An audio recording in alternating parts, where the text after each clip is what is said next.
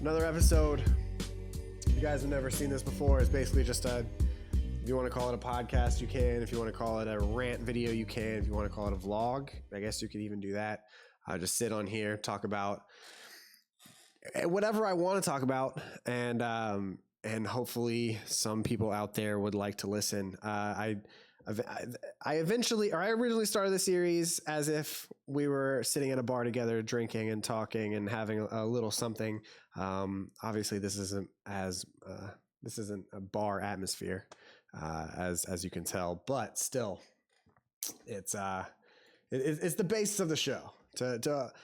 I say show. This is the basis of the YouTube video. I allow yourself to imagine you in a hypothetical bar with me in this vicinity and drinking something. So let me know in the comments what you would like to drink or what you are drinking. If you're not drinking anything, pause the video, go get something to drink, and then put it in the comments. Let me know what you're drinking. Right now I'm drinking the only thing that we have, which I don't know if you guys can hear Sam. The only thing that we have is vodka and cranberry juice. So made a vodka cran. That's what we're doing. So that's what I'm drinking. If you drink, let me know in the comments what you're drinking. Even if it's non-alcoholic, if it's eggnog, congratulations. I don't know where the hell you're still getting eggnog, but it's been a busy. I'm trying to fix this mic. It's been a busy couple of days. If you guys haven't heard, my apartment flooded. It was in the middle of a stream. I put in my last vlog. It was the middle of the stream. Whenever I play COD with Blake and George, I can't play with both of them. I think I've made an executive decision that I cannot play with both, because for the first time, I think in COD history,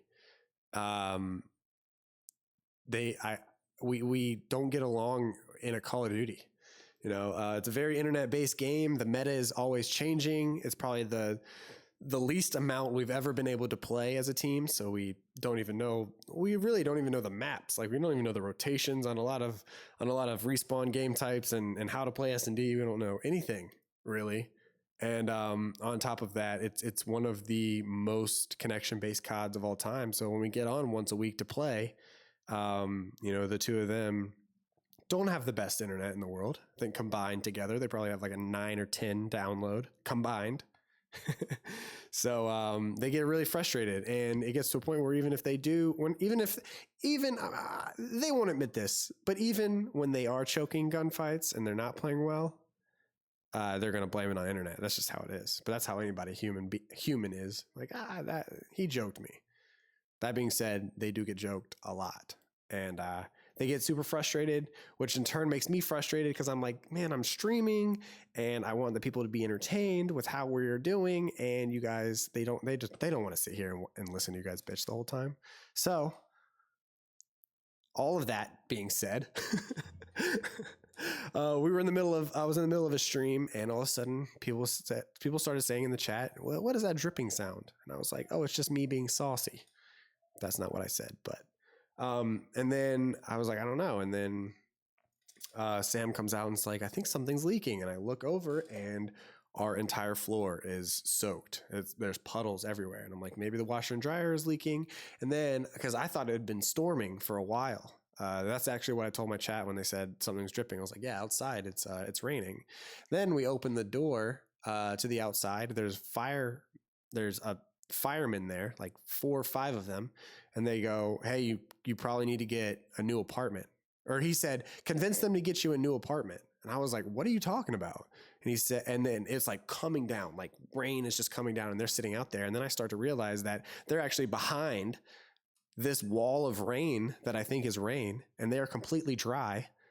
And he's like, a pipe bursted upstairs and it was just pouring. And I was like, what?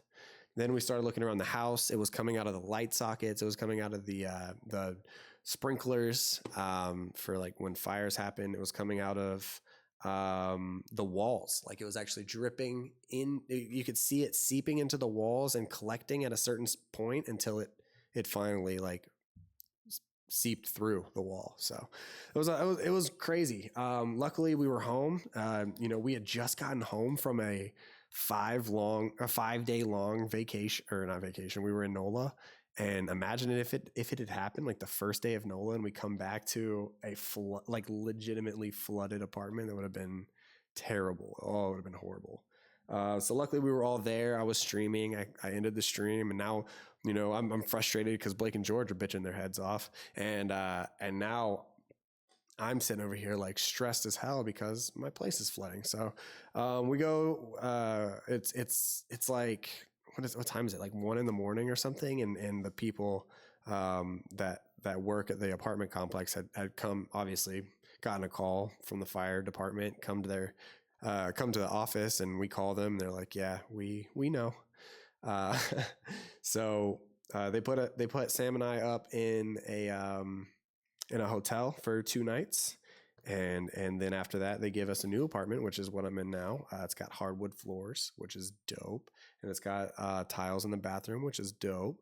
But we had to move everything back in. Luckily they covered the movers as well. The movers boxed everything up and dumped it back here, and then we've been unpacking ever since. So Sam crushed the unpacking. I don't want to take any credit for unpacking or whatnot, but poor Sam. She lived in Oregon with her parents, packed everything up for the first time to move out, moves to the Scuff House for 3 weeks. Well, I lied. It was supposed to be 3 weeks, ended up being 3 months. We lived together in a tiny ass room. Somehow we don't kill each other. And then we move to an apartment. We unpack everything. We start getting settled down, and then the place floods and we move again. This girl has moved 3 times in the past 4 months. It's kind of crazy. So, and then keep in mind, whenever she moved out the first time, she, moved out she was living with her mom, but she also had a room and a lot of stuff at her dad's house. So she's moved out like almost 4 times. Kind of crazy. I felt bad for her. But we're living now, and the place is a little bit better. I'm not going to lie. So we take the W's, where we can get them. But as far as that, as far as that's concerned, that's why I'm not going to use excuses or make excuses, but during all that time, it's kind of stressful. So I haven't really been vlogging that much. Haven't really been doing anything. I just played COD for the first time in 6 months, wow, Davis, get it together. For the first time in 6 days. Hopped on. Josh said, yo, there's a 2v2, let's play it. So I played it, and I went 1-9, and we lost 5-6. So obviously a little rusty. The COD meta has changed again for the 90th time, and has been out for 90 days. It's ridiculous, man. I don't know how this happens. How does that happen? How have we been through 20 different metas? What's the point of even having a beta? Like, come on, man. We have a beta. We have pro players fly out to, to the place to test the game beforehand. And apparently that did some good. Gridiron was no longer, or wasn't in the game, and is no longer in the game competitively. And there's, I guess they tweaked some things, but, then we have a beta, and in the beta, not all the guns are being used. So everybody thought the bar was just godlike, when in reality, we're not even using all the guns, not all the maps either. We don't know the game types, so we have no idea what is good. So obviously there's the bar was amazing, but the SMGs were insane. Like the grease gun was really good, and then the WAF was really good. I remember I played some hardpoint pubs on the beta, and the WAF was just incredible. Like, so some of my homies were dropping like 60 to 70 kills with it. And then the PPSH, a lot of people were using that, and a lot of people were using I think they let the MP40 in. And then the type, I would use the type with like rapid fire on it and stuff. Like, everyone was using, and then the only usable AR really was the bar, I think. So no, the bar wasn't even in it. That's what it was, the STG. Everybody thought the STG was overpowered. So we have the AR players using the STG, and then we have a million subs that, work and are doing really well and are OP in some situations. And then the game comes out and the FG is there and the bar. And then the bar is just crazy. And then the FG is really good from long distance. And so people are like, wow. And then they nerfed, it seemed like they nerfed all the subs from the beta. And it's because we were only using the STG in the beta, and and now the bar is overpowered. So nobody was even using, like, some people were only using, or like rarely ever using subs. And if you were ever using one, you would only use the type. Then they changed the meta where the PPSH gets really good, but now you have, they nerfed the bar and the FG is overpowered, and then they nerfed the FG, and now people are using M1 Grands and Tommies, and then, but if gentleman agreement that, then you're running around with three subs and one bar. Then they buff I think they buff something again, so then you have the STG and the bar being used with the PPSH. And then now they've nerfed the ARs again, and the FG is running the game. Like, I don't get it, man. How? I think this is the first time. Like, I've played COD for a long time, and I've seen weapon buffs and weapon management before, but I don't know if I've ever seen it this often. We're barely in the new year. We're in January. I don't know, man. Like, think about the meta from. I mean, in IW, it was like, the very first event, they were all using that one gun. I forgot what it was. It's like the ACR looking gun. And then when that got buffed, or when that got nerfed, and then the little sub, the ERAD, got buffed, then that was pretty much the meta for the rest of the year, right? And if I'm correct, if not, correct me in the comments. But I feel like that was how it was. And now all of a sudden in this Call of Duty, we don't even know what fucking game we're playing. It's just crazy, man. I don't get it. I played on LAN for the first time in NOLA. It's a lot different. It's like a world of difference. Played some hard points and some S&D against random kids and my friends. And you got to have a good ass shot, man. Like, it gives you a new respect for these players, because your first bullet hits. That being said, the first bullet that misses is definitely missing, and they are going to hit their bullets if they're, good players.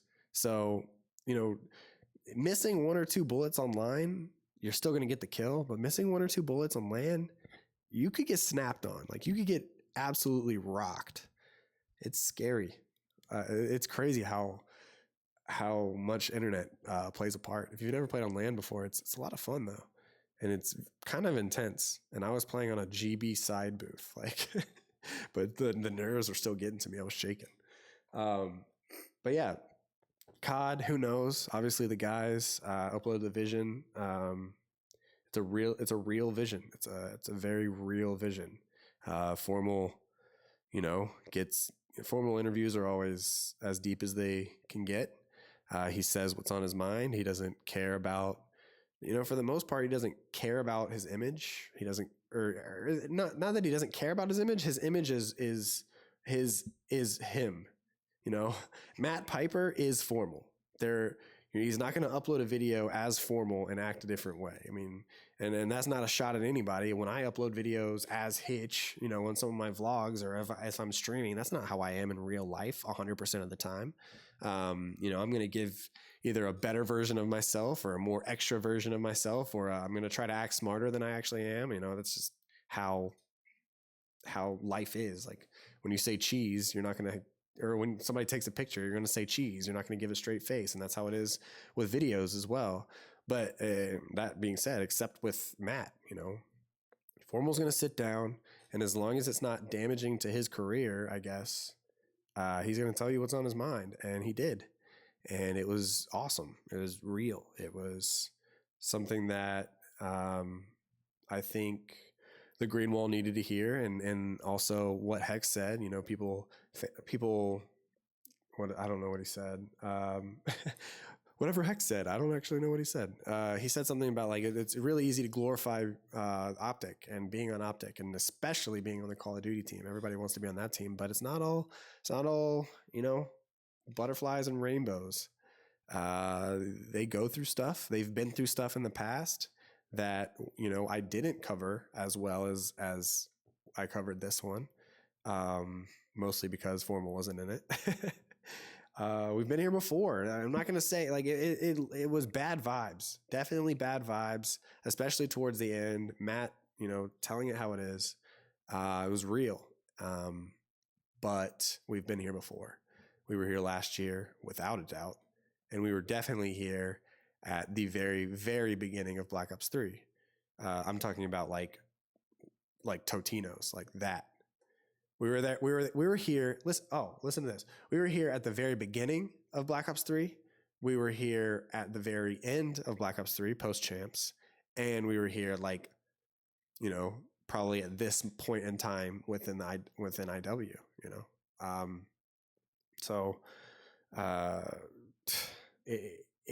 These are the four of the best players of all time. I think all four of them. You can argue all four of them being in the top 5 best of all time players, which is crazy to say. It's insane, but it's true. And when you have that much talent and that much, you can't be the best at something and not have some sort of an ego. Even if you're the most humble person on the planet, Snakebite, for example, probably the best player in the game. Definitely at some points during Halo 5, he was the best player in the game. Whether it's right now or not, I don't know. But that being said, he won't admit it, and I rag on him a lot. But even him at some point he's got to have an ego. Like he's got to think that if he could do things better than other people when it's involving Halo, like he has to. And so when you have 4 of the best players of all time on the same team, like, oh my God, there's no way a room can contain that ego. Like I don't blame it, dude. My hat looks so weird right now. I don't like it. I can't even. There, is that better? I don't blame them. I'm not saying they're like overly cocky and think they're better than everyone else. I'm saying when it comes to Call of Duty, they're confident, and they've been confident for so long that when they're in a position where they're losing now, you got to lose a couple times before you think, okay, this isn't a fluke. Like we're losing. We're actually losing. And so hopefully that's now, man. And hopefully things get figured out on a professional and a gameplay and a personal level. All 3 of those, hopefully they get figured out, and hopefully, this story, continues to unravel in a great way. I tweeted out before Sunday, before the Red Reserve match, actually, I said, today's going to be the day that I am handed the script for Vision for season 4. Vision seasons are always going to be based around the Call of Duty season. That's just how it is. If you're saying, oh, you're biased for Vision's biased for Call of Duty, yes, it is. So say it. I don't care. OpTic, the majority of the fans are in COD still, and COD is the root of what OpTic used to be and still is, and we're not going to go away from that. I'm not going to abandon where we came from. So yeah, season 4 is always based around, or season 4 obviously is going to be based around the Call of Duty season, and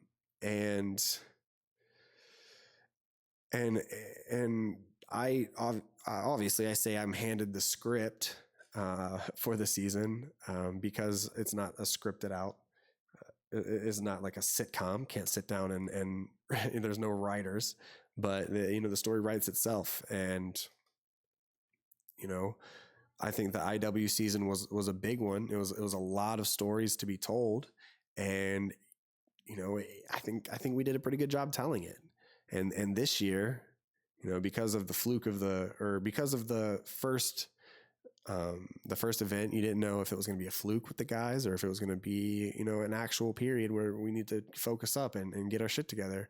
And then after the first event, we have the worst practice probably in this team's history. And then they get shit on in NOLA. I mean, it's the story. It's an exciting story. It's better than dominating all year.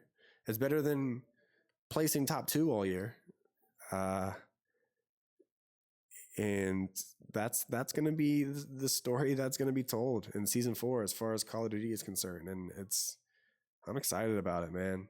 Regardless of whatever happens, it could be exciting. It could come back and we could win the next event and win out. And, this will be a little blip in what the year was, or it could be devastating and we could go through the hardest times in OpTic COD history. We can go through changes. We can do anything. But it's going to be exciting regardless. And, thank God there's moments like this. I was watching, every once in a while, whenever I have like a time to reflect on content and what all we're doing, I go back and watch some old videos. I do it a lot with trivia and I do it a lot with vision. And I was going back and I was watching old visions and, I watched, the big ones I always watch are 7, and I watched the Anaheim one where the guys lost at Anaheim, and the Atlanta one. And I was watching the Atlanta one, and it's crazy, man. Like I forgot who we even lost to in Atlanta. Oh, we lost to E United in grand finals. Watching all of those, just it shows you how exciting the year is. You go through all of these and you have people bitching and crying about dropping certain players and we're the most, or OpTic is the most loved and the most hated team in COD. You have dedicated fans that will do anything to watch OpTic win, and then you have dedicated people that all they want to do is see OpTic lose. It's like they're anti-fans. They're not fans of anybody. They're fans of OpTic losing.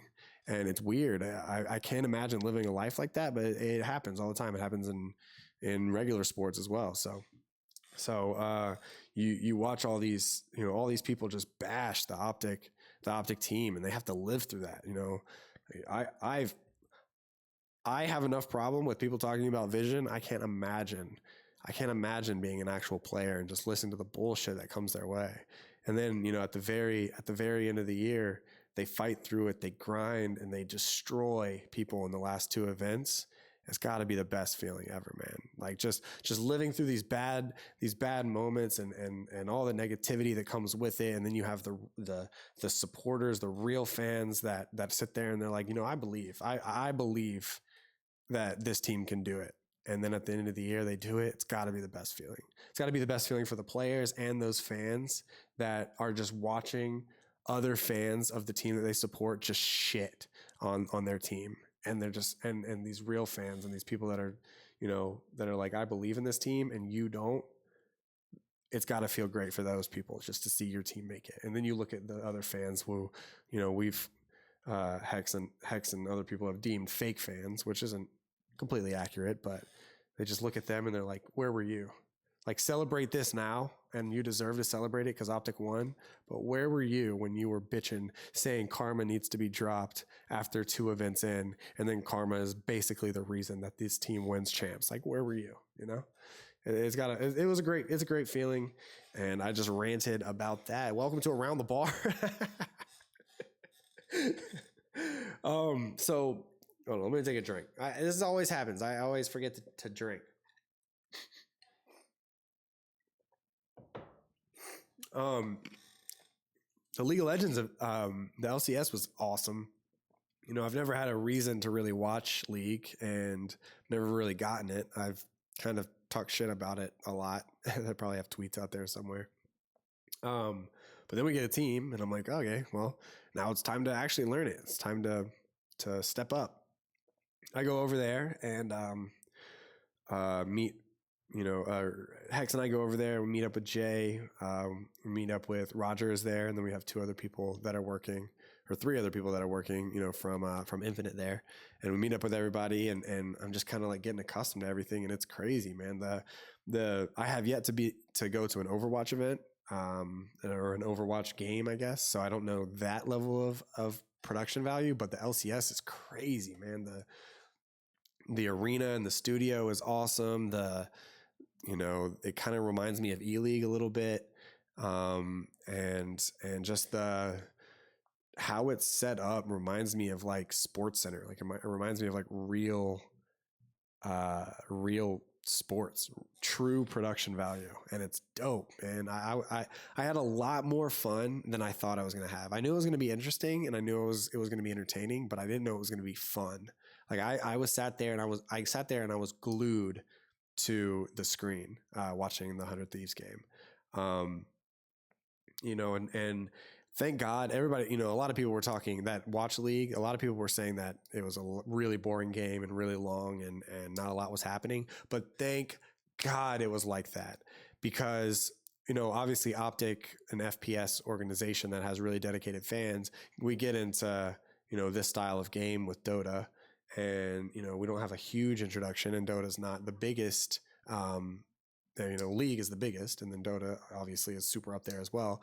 But we get into League, a bunch of OpTic fans are watching League, and we have the slowest we have the slowest game, like over an hour long game, and not a lot is happening, but enough is happening to understand what is happening. If it had been like a 25-minute game and everything had happened at once, it was like team battles and lasers and magic spells and all this stuff happening at once, OpTic fans would have been like, what the hell is going on? But because it was so slow, there were hardly any kills, big kills, like the kills really mattered. And then, I think the casters, from what I've heard, I think the casters did a really good job of explaining the game, because they knew it's it's two relatively new, or two new orgs into the scene. So it's a really long game. The casters do a good job of explaining everything. And so for me personally, I'm over there like listening, and then the girl that runs the League of Legends Twitter, the OpTic League Twitter, was sitting next to me, and she was just explaining everything. And so as I'm kind of like watching and learning, and I kind of start to understand what is good and what is bad, and I'm like doing this at the right times, and every time I cheer at the right time, I'm like, haha, I'm a League kid now. Nah, but it was a lot of fun, man. Perfect game, well, almost perfect game to get involved with League. If we had won. From what I understand, I believe we semi-choked. I believe we choked, because at the very end, I was like, I think we might win this, and then all of a sudden, out of nowhere, we were getting ran. So,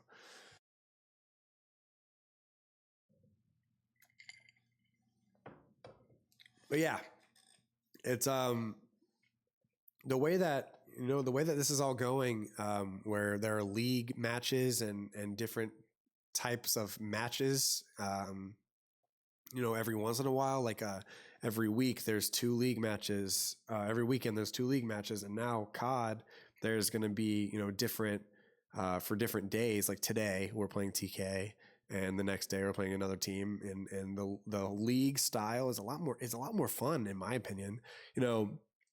I don't think open bracket tournaments are going to go anywhere in console. I really hope they don't. But getting ready, getting ready to watch a game putting it on your calendar. They play this day at this time, and then you get ready for it, and you're like, oh man, it's like watching a football game, and it's fun, man. It's a lot of fun. I sat on the bed, the new bed, or the new apartment, same bed. Sat down there and watched the Liquid game, because we came back on Sunday morning. Sam's having a great time in there. Came back on Sunday morning and watched the Liquid game, and I was just sitting down, and I was like, man, this is kind of cool. Just sitting watching League of Legends on my big screen, and going for my team, and it's a lot of fun. It's weird how that's changing, especially in esports that we already follow, and we've already been following for so long. They've toyed around with it before, like last year in COD, and a few years like on the online league and MLG, but this is real, and this is it's land experience for League of Legends and for COD right now.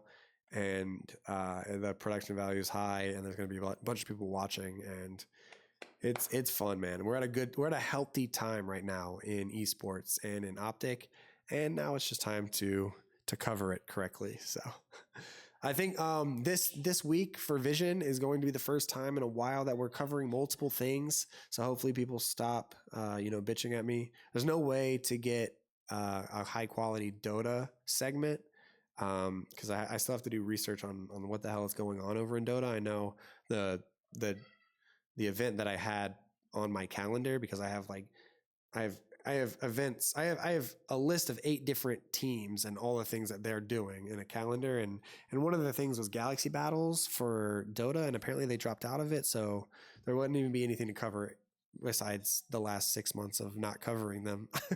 There wouldn't be anything to cover this particular week. But the PUBG guys, went up there and watched them tonight, and they did not do very well in their first league match. So it'll be the first time I'm getting all their interviews tomorrow. It'll be the first time covering them. Then also talking about League of Legends. I was only there for one game, and Roger recorded the next game for the League of Legends documentary series that's going to be coming out. I don't know what we're going to call it yet. But I'm going to cover the 100 Thieves match in Vision. And I'm also going to try to talk about the Dallas Fuel match.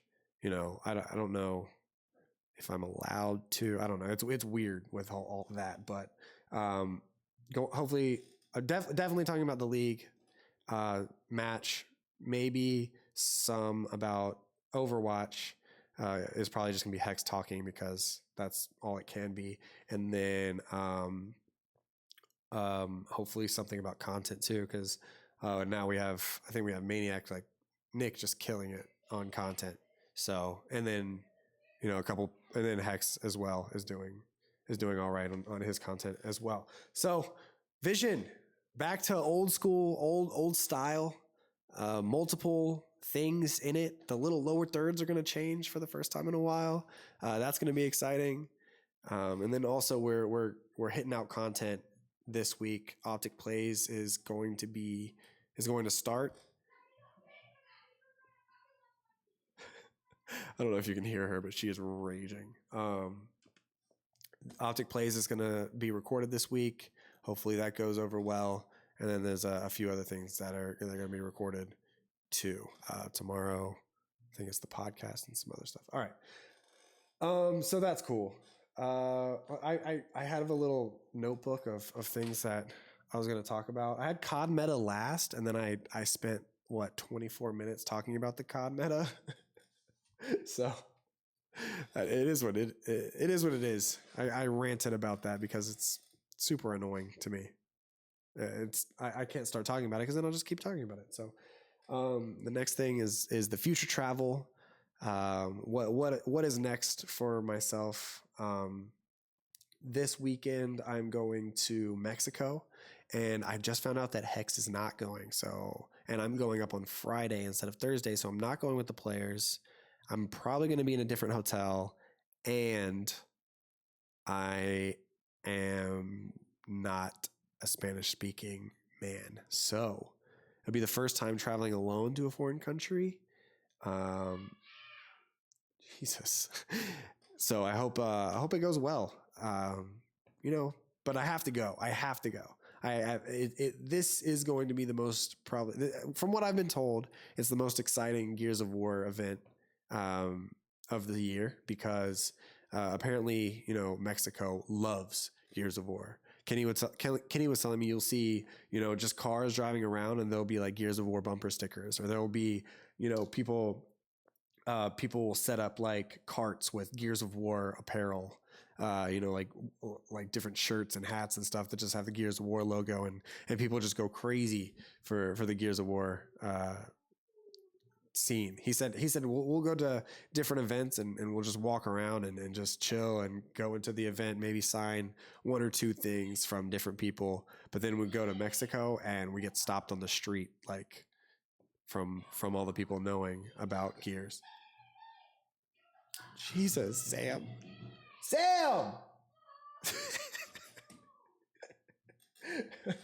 So going there, that's going to be a lot of fun.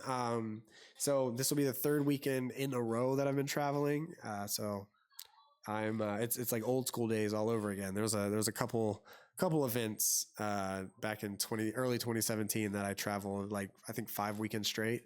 So it'll be the third weekend in a row that I travel. I have a weekend off, and then is Summit, CS Summit, and it'll be the the first CS event back from this break. And I haven't covered CS in a very long time either, so I'm really excited about that. I'm excited to see my buddy Oscar again, because that was my homie for a long time, and excited to catch what all the hell's going over there in CS, because I know that one's not too pretty as not too pretty either. It's a lot of shit happening from behind the scenes. Not a lot that I know about it, but I know the vibes are pretty in shambles lately. So hopefully they can turn it around too, man. It's crazy that I don't know. I